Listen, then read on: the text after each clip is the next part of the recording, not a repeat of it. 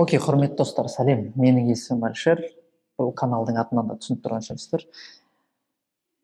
Мен өзімді білім саласында, тәрбие саласында 7-8 жыл бойы жұмыс істеп, өзімді маман болып есептеймін. Бірақ соңғы кездері осы пейнтхантинг деген теманы оқи келе көп нәрсені әлі үйрену керек екенін түсіндім.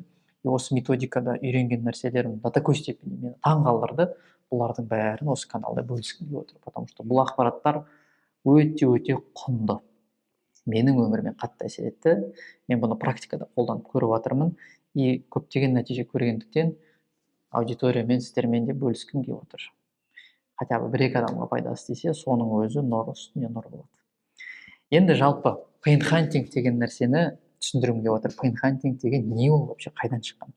Жалпы пейнхантинг бұл сөзді екіге бөлетін болсақ, ағылшыншадан pain бұл боль, бір травма, ауру, и хантинг. Хантинг деген охота. То есть охота за болью. Пейнхантинг деген методика біздің неше түрлі травмаларымызды, қорқуларымызды, соларды тауып, соны емдеуге тырысатын бір методика. Жалпы пейнхантинг қайдан шыққан? Пейнхантингтің авторы, осы методиканың авторы біздің жерлесіміз Қызылордада туған Олжас Сейітов деген кісі. Ол кісі примерно 7-8 жыл бұрын осы методиканы шығарады. Қалай басталады? Олжас Сейітовтің өзі біраз проблемалар болады, өзінің травма. Ол көп жерден іздейді, психологияның түр түбін іздейді, неше түрлі кітаптар оқиды. Көрмеген нәрсесі жоқ. И өзі математик, информатик, такой экономист, технарь болғаннан кейін бір нақты ғылым іздегісі келеді. Бірақ психологияда маған ұнамаған нәрсесі дейді, неточная наука дейді. Ол жерде нақты айтылмайды дейді. Мен психологқа барам, ол мен 1 ай, 2 ай, 1 жыл жүру мүмкін дейді. Бірақ соңында түбіне жете алмауымыз да мүмкін дейді. Сөйтіп ол зерттеп әртүрлі методтардан ең тиімді нәрселерін бүйтіп жинап сүзіп алады да, соның бәрін күштілеп бүйтіп жинап, упаковать етіп, пейнхантинг деген методиканы ойлап табады. Олжас Сейітовтің өзі не деп айтады? Мен негізі жаңадан бір нәрсе ойлап таппадым дейді. Бұл методикалар бұрыннан бар еді дейді. Просто мен ең тиімділерін жинап, былай айтқанда бір салат жасадым дейді.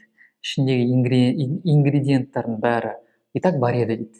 Картошка, морковь, колбаса, жұмыртқа, оның бәрі бар еді. Просто мен олардың бәрін әдемілеп жинап, бір оливье, салат жасадым дейді. И бұл методика практикада өте тез шешім табатынын көрсетті. И ерекшелігі, мысалы классический психологияда барлық емес, бұл маманға да байланысты, бірақ Олжас Сейітовтің көргенінде, и мен де бұны байқағанымда, енді мен ондай көп байқамаған шығармын, бірақ өзім психологтармен жұмыс істеген кезде бұл нәрсені кейде байқайтын. Көбінесе симптомдармен жұмыс істеп, симптомдарды басуға тырысады. Бұл да негізі күшті нәрсе. Бірақ симптомдармен жұмыс істеген кезде не болады? Бұл проблема кейін қайттан оянуы мүмкін, қайттан шығуы мүмкін.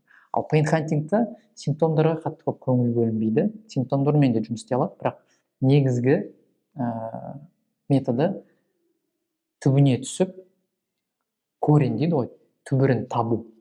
Осы бір қорқудың, мысалы, бір адам бір нәрседен қорқатын болса, соның түбірін тауып, не үшін қорқа бастаған тауып, сол жерден шешуге тырысады.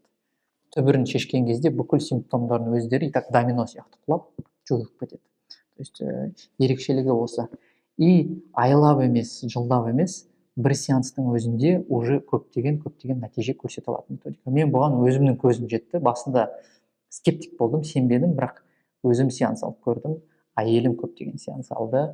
И өзім де басқаларға сеанстар жүргізіп көрген кезде, сеанс жүргізіп жатқан кезде өзім таңғалып күлемін да, мәссә, мынау осыншама оңай екен ғой. Оказывается, қиналып жүрген нәрсені айлап емес, 1-2 сағат отырып, әңгімелесіп, түбірін тауып шешуге де болады екен ғой. Соған өзімнің көзім жетті. То есть мен өзім бірнеше адамға сеанстар өткізіп, проблемаларын шешуге көмектескен кезде, мен де бұған сене бастадым. Жалпы пейнхантинг деген бұл бір методика. Бұл психологияға қайшы бір нәрсе емес. Бұл соның ішіндегі бір методика, бір инструмент. И осы методика арқылы өте эффективно, тез, қысқа уақытта адамның проблемасын түбірін тауып, соны шешуге көмектесе алады. бірақ енді бұл жерде енді адамдар әртүрлі болғаннан кейін әрбір адам өзінің жеке өмірі бар, жеке тәжірибесі бар. Бұл индивидуально қарастырылатын нәрсе. Әр адамның проблемасы өзгеше, біреуінікі үлкен, біреуінікі кішкентай. Кейбір адамдармен бір сеанстың өзінде шешіп тастауға болады, кейбір адамдарға 3 сеанс, 5 сеанс, 10 сеанс керек болуы мүмкін. Әркімнің өзінің проблемасының қаншалықты күрделі екеніне байланысты сеанс саны өзгеруі мүмкін. Бірақ дегенмен де әр сеанстан адам жеңілдей бастайды, жеңілдейді, и ақыры соңында түбіріне жетіп шешуге болады. И бұл пейнхантингтің уже 7 жылдың ішінде уже СНГ бойынша 1000-ға жуық пейнхантер бұл курстан өтті. Пейнхантерлар әртүрлі болады. Олжас Сейітовтің өзінің командасы бар. Ол жерде қателеспесем бір 7-8 адам бар шығар, мен білетін. Олар команданың өзінде, бірақ команда емес, өздері жұмыс істеп жүрген пейнхантерлар да өте көп. Курстан өтіп, экзамендарын тапсырып, сертификатын алып, өздері сеанс жүргізіп жүрген, өздерінің рекламасын жасап, жұмыс істеп жүрген басқа да пейнхантер деп айтады өздерін. Олар өте көп ондай мамандар. И пейнхантерлардың ранктар бар. Мысалы, Олжас Сейітовтің командасындағы пейнхантерлардың деңгейлері бар. Ранг деп айтады. Мысалы, ең бірінші деңгейден бастап, ең жоғарғысы 11 Айнаш деген пейнхантер бар. Ол кісі бізге көмектеседі курста, бізді де оқытады. Ол кісінікі 11-ші, ең жоғарғысы. Енді Олжас Сейітов ол бұл рейтинг системасында жоқ, ол и так енді бұның бәрін өзі ойлап тапқаны, ол енді вне рейтинг дейді ғой, өзі бөлек тұр и так. И пейнхантерлардың ранктарына қарай олардың бағалары да әртүрлі. Кейбір сеанстар 5-10 мың теңгеден басталады, кейбір жаңадан енді бастағандарға. И ранг көтерілген сайын бағасы да көтеріледі. Кейбірлері 20 мың бар, 30, 35, 40, 50 мың бар, 60-80 мың бар. Мысалы, ең жоғарғы Айнаш деген кісінікі 100 мың тұрады, онлайн. Сеанстар онлайн жүргізуге болады видеомен, болмаса жеке де болады, жеке бірақ енді сәл қымбаттау. Мысалы, ол кісінікі 100 мың онлайн, қазіргі бағасы. Ал жеке кездесіп сеанс жасаса 150 мың, бір сеанс, то есть 1,5 сағаты. Енді ол кісілер не үшін ондай баға қойылады? Себебі ол кісілер, мысалы, Айнаш деген кісі 3 мыңнан астам сеанс жүргізіп тастаған. 8-ші, 9-ші ранктағылар 2 мыңнан астам сеанс жүргізген. Олардың тәжірибелері өте көп. Олар, скорее всего, сіздің проблемаңызды уже басқа адамдардан көрген, соған ұқсас жағдайларды көргеннен кейін проблемаңызды шешуге көмектесе алатын шансы да әлдеқайда жоғары. Енді бастап жатқандар 10-15 мыңнан бастай береді. Енді ол жерде сеанс санына да қарайды, тәжірибесіне қарайды, өзінің жеке бэкграундтары да бар, неше түрлі ранктар бар. Бұның бәрін сіздер официально сайтқа кіріп, painhunting.com кіріп, бүкіл пейнхантерларды көрсеңіз болады. Бұл методикамен қысқаша таныссаңыз да болады. Олжас Сейітовтің өзі бір сеансы, онлайн сеансы 400 мың тұрады, офлайн болса 500 мың тұрады. Бір сеанс деген 1,5-2 сағат, плюс-минус. И адамдар келеді, адамдар жазылады, адамдар көмек іздейді, и осы пейнхантерлардың көмегіне жүгінеді. Енді пейнхантингтің бір ерекшелігі, пейнхантинг подсознаниемен жұмыс істейді. Подсознаниемен жұмыс істейді, и пейнхантердің өзі сізге ешқандай зиян тигізбейді. Кодекс бар, кодекс бойынша пейнхантер өзінен ештеңе қоспау керек, то есть не навязывать дейді ғой. Өзі ештеңе ілмеу керек, өзінен ештеңе артық бермеу керек клиентке. Ақыл айтуға болмайды, кеңес айтуға болмайды, тек өз пікірін айта алады, егер клиент рұқсат берсе. Бағаламайды. То есть, былай айтқан кезде клиент бір запроспен келген кезде, негізі подсознанияға бүкіл нәрселер жазылады, и бізге керек жауаптардың бәрі подсознаниенің ішінде бар деп айтады. Пейнхантер жай ғана не істейді? Осы подсознанияның ішіне кірген кезде ориентир ұстауға көмектеседі, бағыт көрсетеді, адасып кетпеуге көмектеседі. Потому что негізі бұның бәрін адам өзі де істей алады, бірақ адам өзінің подсознаниясына кіріп проблемаларын іздеу үшін біраз практика керек. Бұны пейнхантерлардың өздері істейді, бірақ егер қатты үлкен бір мәселе болса, пейнхантердің өзі бұны істей алмауы мүмкін. Жеңіл бір нәрсе болса, проблема жоқ, оны өзі істей береді, өз-өзін айтқан кезде емдей береді.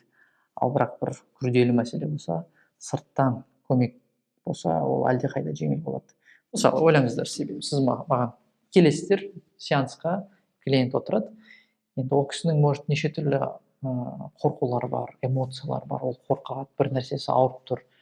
Бірақ мен нейтральный адаммын, маған ол нәрселер қатты әсер етпегеннен кейін мен ол эмоцияларға берілмеймін. Сол үшін мен спокойно ориентир ұстап отырамын. Ал клиенттің өзі эмоцияға беріп қорыққаннан кейін ол нәрселерді қарастырғысы келмеуі мүмкін. Сол үшін Brainhunter'дың көмегі бұл жерде өте үлкен көмегін тигізеді. Жалпы Brainhunting деген қысқаша айтқанда осындай бір методика. Бұл методика өте жас. Бұл методика практикада өзін дәлелдеді. Халықтың арасында бұны істеп көргендер басқа таныстарына айтады. Даже шетелде де бұны істеп көрген, Олжас Сейітов Америкада барып көрген, сол жақтағы психологтарға да бұны көрсеткен. Бұл методика қазір өте қатты дамып жатыр. Олардың платформаларында неше түрлі бағыттар бар, финансқа байланысты бағыттар бар. Жалпы адамдар әртүрлі запростармен келеді. Біреу айтады, мен қорқамын дейді. Мен мысалы жауапкершіліктен қорқамын. Мен мысалы қатты байып кетуге қорқамын. Кейбір бизнесмендер келеді, айтады, менің бизнесім 5 миллионға дейін жетеді, оборот, бірақ 5 миллионнан артық мен почему-то өсе алмай жатырмын дейді. Болмаса айтады, мен бір нәрсе болып қаламын деп қорқамын дейді. Мен бұларды не үшін айтып отырмын? Бұл менің басымнан өткен кейстер, маған келген клиенттерден и басқа Brainhunter'ға келген кісілерден. Кейбіреулер айтады, мен өз жақынымды, туысымды жоғалтып аламын ба деп қорқамын. Мен кейде балам менен кетіп қаламын ба деп қорқамын дейді. Мен жалғыз қалып қоямын ба деп қорқамын дейді. Неше түрлі жағдайлар бар, әртүрлі сценарийлер бар. И Brainhunting осылардың бәріне көмектесуге тырысады. И көбіне результат өте күшті. Енді мен бұған өзім көзім жетпесе, мен бұл нәрсемен өзім айналыспаушы едім. Мен бұл нәрсені өзім оқымайтын едім. Потому что бұны оқу да арзан емес. Бірақ дегенмен де мен өзім бұл нәрседен результат көргендіктен өзім үйренгім келді. И өте көп пайдасын көріп отырмын. Даже күнделікті өмірде баламды тәрбиелеген кезде де көптеген қызықты нәрселерді көріп отырмын да, и пайдасын көріп отқаннан кейін де осы нәрсені өзім үйренгім келді и басқалармен де бөліскім келіп тұр. Осы YouTube каналда осы Brainhuntingге қатысты, бала тәрбиесіне қатысты, өзіміздің кейбір травмаларымызды, қорқуларымызды қалай жеңуге болады, болмаса біз наоборот қалай ары қарай өсе аламыз, келесі дәрежеге қалай шыға аламыз деген сияқты сұрақтарды қарастыратын боламыз. Мұндай тақырыптар сіздерге қызық болып жатса, онда жазылыңыздар. Осы каналға сұрақтар болса обязательно төменге жазыңыздар, болмаса маған жекеге жазсаңыздар болады. Болды, осы. Енді осы каналда Brainhuntingге байланысты басқа да тақырыптарды жай қозғайтын боламыз. Егер сіздерде басқа ұсыныстар болса, оларды да маған жазсаңыздар болады. Ол тақырыптарды осы видеолармен жаймен ашып талқылауға тырысатын боламыз. Келесі видеода кездескенше.